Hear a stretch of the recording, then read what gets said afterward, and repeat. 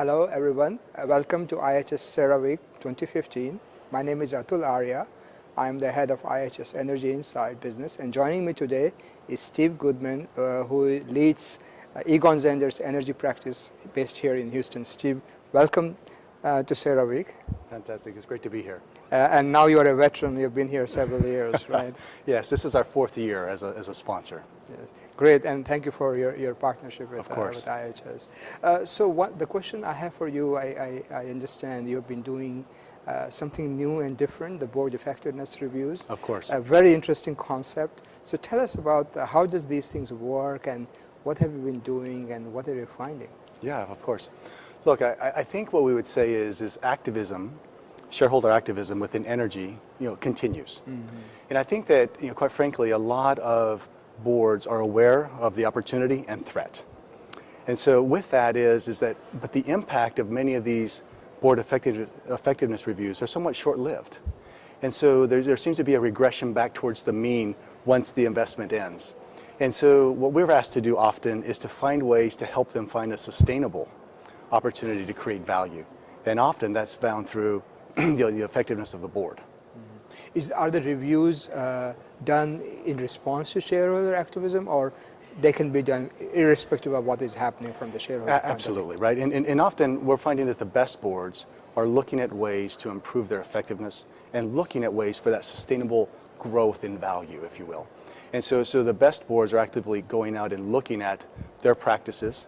They're looking at, we often call it the what, the how, and the who.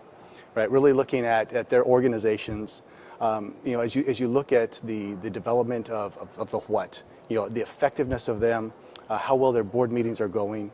But when you look at it a little bit beyond that, what they're looking at is their effectiveness. How well aligned are they? Mm-hmm. What's happening in terms of their balance? Is someone speaking too much in board meetings, or someone not speaking enough in the board meetings? And really it's also the who in terms of peer review and behaviors. Right, really trying to understand how independent are they? What strategic orientation, how strategic are they? Can they really help drive results in the board? So it's this peer review that becomes very, very valuable as they look to improve their organization. Yeah. So how do they work? I mean, you show up at the board meeting and say we are here for a review, or tell us a little bit about that. Yeah, of course. Look, I think when we get involved, it's because they want to do something more than just check the box. Yeah. They want to find a way to create the best board possible. And so as we're involved in that discussion, change really, often the DNA or the culture of the board, they're somewhat ill-equipped to really affect that kind of change that they need to do. So we're asked to come in and to look at those things. Often it's through the chair of the Nomination and Governance Committee, who wants to identify a way, or on the behalf of the chairman, looking for a way to really improve the overall performance. And do you share best practices? For example, you did a review with company A, and then they might have learned something from there. If you go to company B or C, Yeah, I think the to illustrate, right? Yeah. Some of the key factors in a board review often deal with the structure, right? The structure in terms of how they're aligned, as well as not only the structure, but also their the roles and responsibilities. And then also that often leads to culture. As an example, right? If you take the S&P 500, 53% of the S&P 500 combine both the CEO and chairman role. In single person. In single person, yeah? Yes.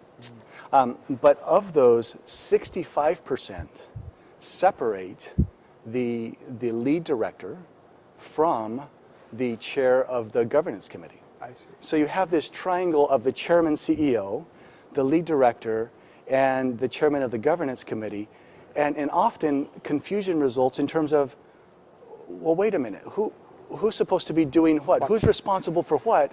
And then behaviors start to creep in.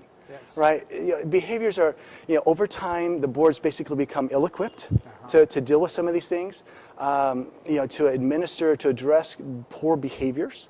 Mm-hmm. And at the end, it's really about trying to help change the mentality and focus and culture to get to a better performing board.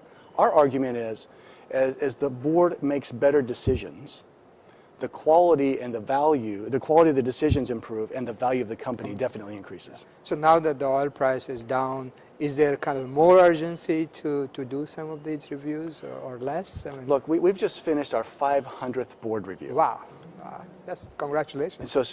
And in that, it's a matter of looking at peers. It's a matter of looking at who is the best equipped in terms of to lead the different committees. But yes, there is a definite pent-up demand to identify value and how to create value within various companies. Yeah. And do you get involved in the implementation as well once you have done a review, or the companies do it themselves? Yeah, absolutely. So the easy part is to identify the issues, Yes. right? The conversations, one-on-one conversations with the board members, understanding their issues and challenges. The challenge then becomes implementation. And so a very specific feedback going back to board members. This is what you do very well. This is what you could do to change, to improve the way that you create value and add value to this organization. Sometimes it's dialing it up. Sometimes it's dialing it down. Right. Sometimes it's changing the players from different committees to move to different areas to allow then that dialogue. The board is there to stretch and challenge management. And at the end of the day, the implementation of that and really driving that towards results creates significant value, right? Companies are looking to not just have a small incremental increase in their overall value, but they're looking for a 10 to 20% increase in the overall value of their company. And how can they do that? And many of them are saying one of the ways to do that is through making the board more effective. Yeah. So are you publishing any of these results through your practice? Because it sounds like a very interesting area to look into. No, absolutely. Look, we have, with 500, you can imagine there's a lot of data Exactly, points. very rich data with There's a lot of similarities if you look at across energy companies and what's happening.